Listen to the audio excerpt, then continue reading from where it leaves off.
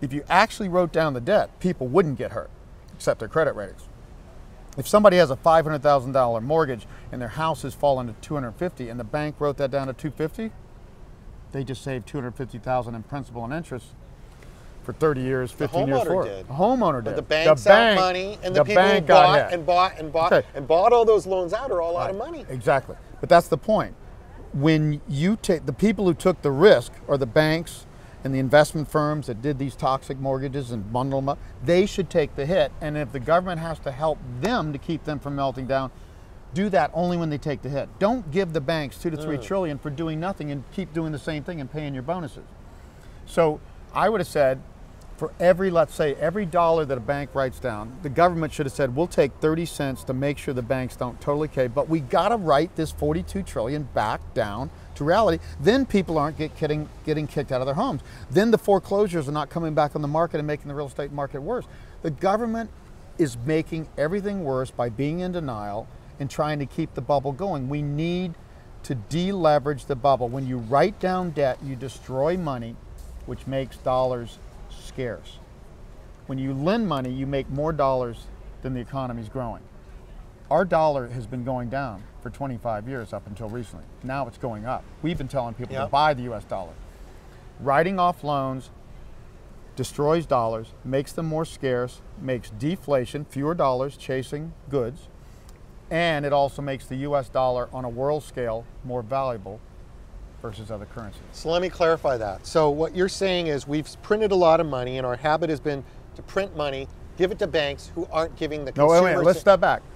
We didn't print the most money in this crisis. We printed the most money from 1983 to 2008 in the boom when we let banks create almost $42 trillion in credit out of thin air. A bank lends you money. That money comes out of thin air. They didn't take it from Paul. They only have 10% reserves, as you said. 90% of that is created out of thin air.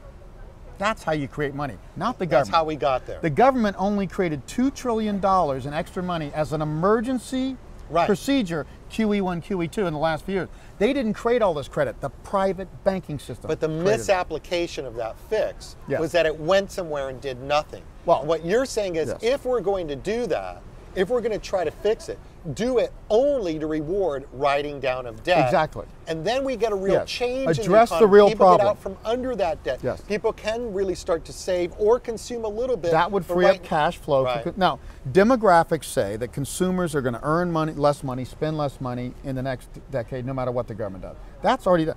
But if you take this debt, if you took half the debt burden off of consumers and businesses, which should happen, they would have more cash flow and they would feel wealthier. And it would be better for the economy, and it would allow us to go forward. I mean, the Great Depression, people say, oh, it shouldn't have happened. No, winter always happens. Winter is the cleaning out of the bubble of fall. It is clearing the decks for spring. The Great Depression cleared out massive amounts of private debt in 3 years. When Roosevelt came in, it was all over. He didn't turn around the Great Depression. It already bottomed when he came into office because the banking system melted down and tons of debt got destroyed. U.S. bottomed there in stocks, several months later in housing, never saw those lows again. Cleaning out debt is a good thing. Detox for a heroin addict or a drug addict is a good thing. It's painful, and there's no way to get around that. You can help it. That's why I say this could be civilized, but it's a good thing to get rid of this debt.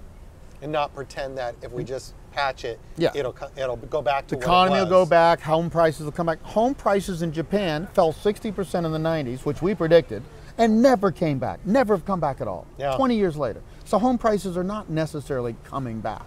So tie in for me here, I'm going to flip subjects on you a minute. You just last week put out a great bulletin on the European debt crisis. You and Rodney kind of elucidated how that all fit in. So I want to recap that.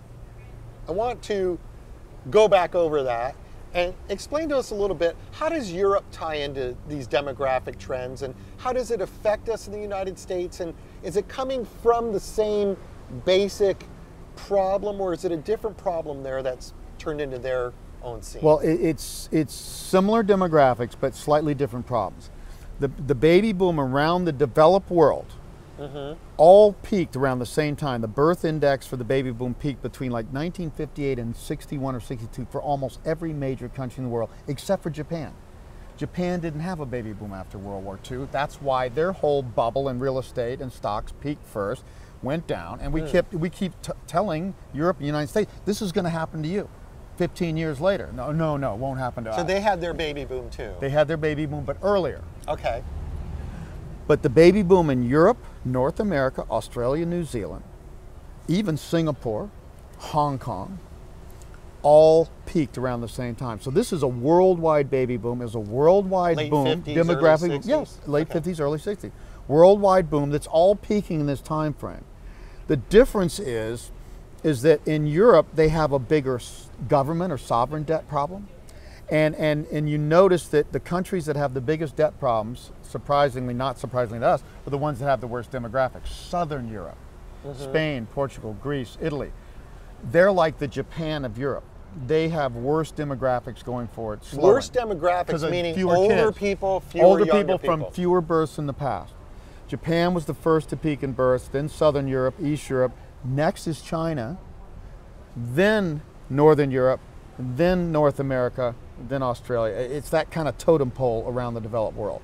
So we're all peaking, but we peak a little different times. And the countries having the worst problems, Japan first, then Southern Europe, next East Europe, they're falling first because their demographics are weakening faster. That's all. Same baby boom peak, but they're weakening faster. Europe has the biggest government debt problem when you add it all up. US has the biggest private debt problem. We created far more private debt, especially in our financial institutions, Fannie Mae, Freddie Mac, mortgage, Wall Street mortgage. Most countries didn't do this crazy stuff. And then, but they still had government debt. And then like Australia, the least. I mean, I was just in Australia and Canada. They don't have a government debt problem. They just have high mortgage costs. They don't have financial debt. They don't have a lot of the problems we have. So we see Europe failing first here, spilling over in the US. That hits China with their strong exports. China has the biggest building boom in history. Talk about that in a minute. And then China stumbles big time, and that hurts emerging countries. That's how we get a worldwide deflationary crisis and not just Europe and the US.